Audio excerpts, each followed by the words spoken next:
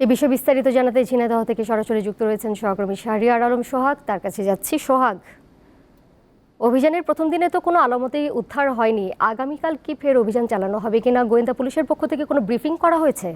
এবং আরেকটি বিষয়ে, আনারের পরিবারের পক্ষ থেকে এই বিষয়ে কোনো বক্তব্য কি পেয়েছেন?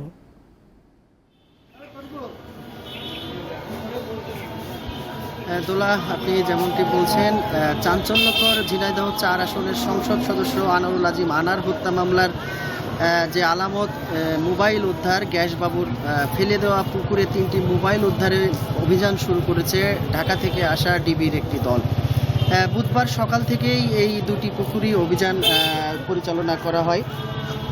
অভিযানে নেতৃত্ব দেন ফারুক আজম নামে নির্বাহী ম্যাজিস্ট্রেট। তার নেতৃত্বেই দুটি পুকুরে এই অভিযান পরিচালনা করা হয়।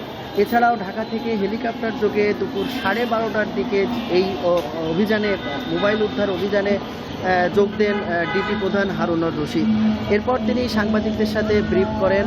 তিনি সাংবাদিকদের যেটি জানিয়েছেন যে 164 ধারায় আদালতে যে জবানবন্দি দিয়েছেন আওয়ামী লীগ নেতা কাজী কামাল আহমেদ বাবু ওরফে গ্যাস বাবু, তারই স্বীকারোক্তি মোতাবেক এই পুকুর, ঝিনাইদহের দুটি পুকুরে মোবাইল উদ্ধারের চেষ্টা চালানো হয়। সকাল থেকেই এই পুকুরটি পুলিশ বেষ্টনী দিয়ে ঘিরে রেখেছিলেন।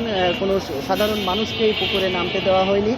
এরপরে 11:30টার দিকে কাজী কামাল আহমেদ বাবুর উপস্থিতিতে এই পুকুরে ডুবুরি এবং জেলে নামিয়ে এখানকার পানি এবং বিভিন্ন জায়গা অভিযান চালিয়ে কিন্তু কোনো রকম মোবাইল উদ্ধার করা সম্ভব হয়নি। এরপরে দুপুর 1টার দিকে পার্শ্ববর্তী স্টেডিয়াম পাড়ার একটি পুকুরে অভিযান চালানো হয়।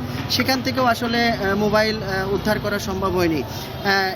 পরে আসলে মোবাইল উদ্ধারে কি অভিযান পরিচালনা করা হবে এর পক্ষ থেকে, পুলিশের পক্ষ থেকেও সেটি নিশ্চিত করে এখনও জানায়নি দোলা। আর এমপি আনারের পরিবারের সাথে আমি কথা বলেছিলাম। তারা, এমপি আনারের ছোট মেয়ে মুমতারিন ফেরদৌস ডরিন, তিনি শারীরিকভাবে কিছুটা অসুস্থ। এই সুস্থতা বোধ করলেই তিনি ভারতে যাবেন বলে আমাদেরকে জানিয়েছেন। দোলা। শাহরিয়ার আলম সোহাগ যুক্ত ছিলেন আমাদের সাথে।